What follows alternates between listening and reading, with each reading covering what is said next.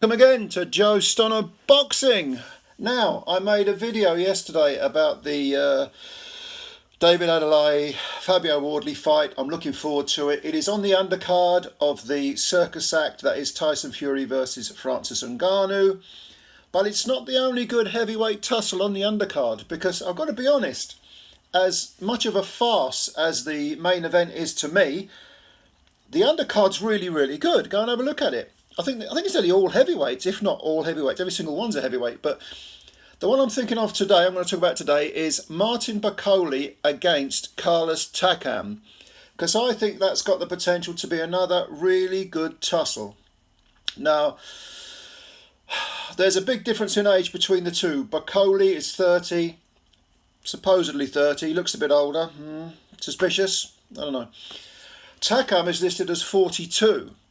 And there's also a difference in height here, because Bakole on BoxRec is listed as 6'6", and whereas Takam is about 6'2", maybe even a shade under 6'2". So why is this of interest? Well, I think one of the reasons is because both have victories over Tony Yoka. In 2022, May 2022, Bakole went over to France and beat up the previously undefeated Yoka. 11 wins, no draws, no defeats. That was a majority decision over 10 rounds. It should have been a unanimous decision, because he clearly won that fight. I think the old home cooking was in there, but fortunately the right guy got it. And then after that, on the comeback trail, Yoka bumped into Carlos Takam, his fellow naturalised Frenchman. Takam is, I think, originally from the Cameroon, but became a French citizen, I believe. He fought Yoka in March of this year and won a split decision over 10 rounds. And again, it was so obviously a victory for Takam. Was the fix in? Subtly in? Possibly, but the right guy got it. So we have two fighters coming off very, very good wins, especially for Takam, who prior to that had lost his last two. He lost to Joe Joyce in six rounds, and Arslanbek Makhmudov, isn't it? Yeah, Makhmudov. He lost to him a unanimous decision over 10. That was over in Canada. The Joyce fight was in Britain at Wembley Arena, I think it was.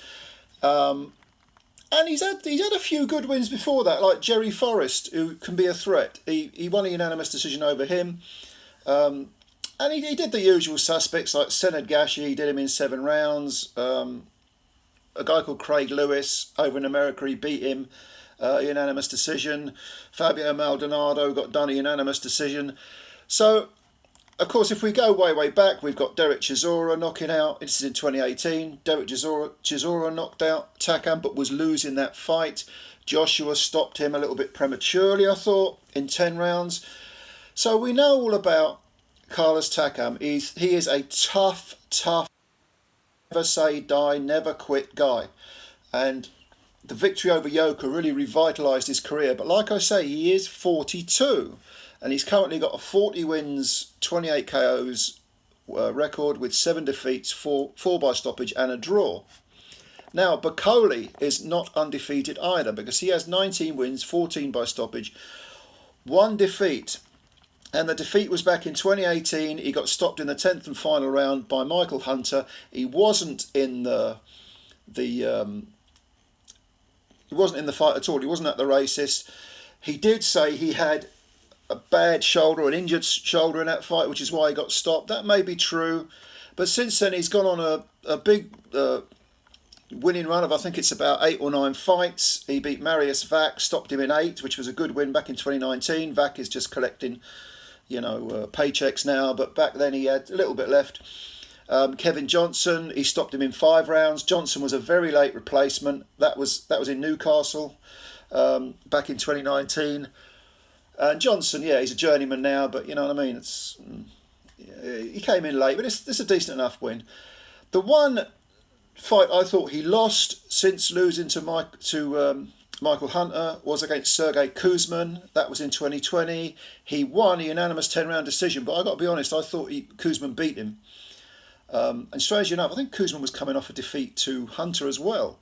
Kuzman has been since then has been strangely inactive. There's very very little going on in his career. I think he's been fighting non-entities elsewhere. He's had about 4 fights, but they've been against people like Richard Lartey and other fighters I've never even heard of. But I definitely thought, although I thought he lost the 12 rounder to Michael Hunter, I thought he beat Bakole. I definitely think that, and I think he was very very unlucky.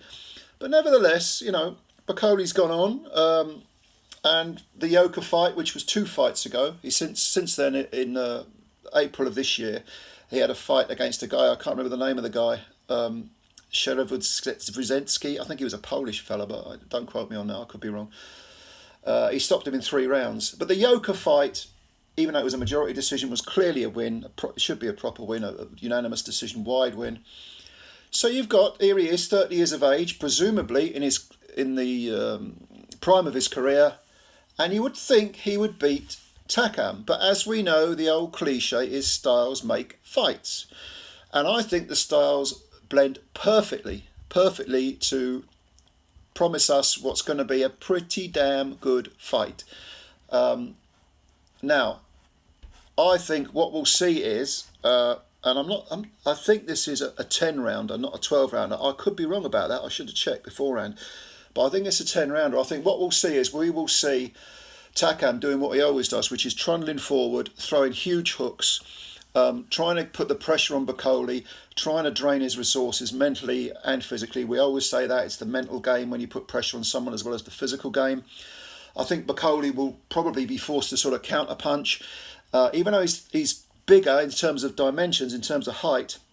That might play against him, because I think Takam might be able to sort of get under the offence, get in close and bang the body. And we do know that Bakole, during that injury loss to Michael Hunter, his body language wasn't good. Even though he was injured in that fight, there was an element that he might have quit, maybe, dare I use that word? Or at least his fortitude was lacking, let's put it that way, to sort of walk through the pain barrier. And I know a shoulder injury is very, very bad, I know that. So I think what we'll see is Bakole being tested mentally as well as physically by the rampaging Takam. How long can Takam keep up the pressure, though? Will he slow down? He kind of slowed down against Derek Chisora, even though he was battering Chisora. He was still putting it on him, but Chisora was allowed to sort of get his second wind, and even though he'd taken a beating, a hellacious beating, he came back and found the punch from nowhere. Could this be the same with Bakole? Well, I think in the second half of the fight, Bakole will probably find his feet and start landing more punches, and Takam will be forced to ask questions of himself. How much does he want this? Can he keep up the pressure? Can he keep slinging those punches even when the arms are feeling very, very heavy? I think it might be probably a fight of the 2 halves, first 5 rounds. After 5 rounds, you might see Takam winning. But I think in the second half, Bakole will probably take over, some neat punching, some very accurate long-range punch. He might find the range once he gets his second win, once Takam slows down a bit. And I think he'll be able to thread some nice jabs, probably bang the body. I know Takam's going to bang the body, definitely, but he's got a body too. And even though he's much shorter than Bakole, I think what we might see is Bakole working the body as well as, varying the punches, a few uppercuts going in on the shorter man, just trying to stiffen him up, steady him up.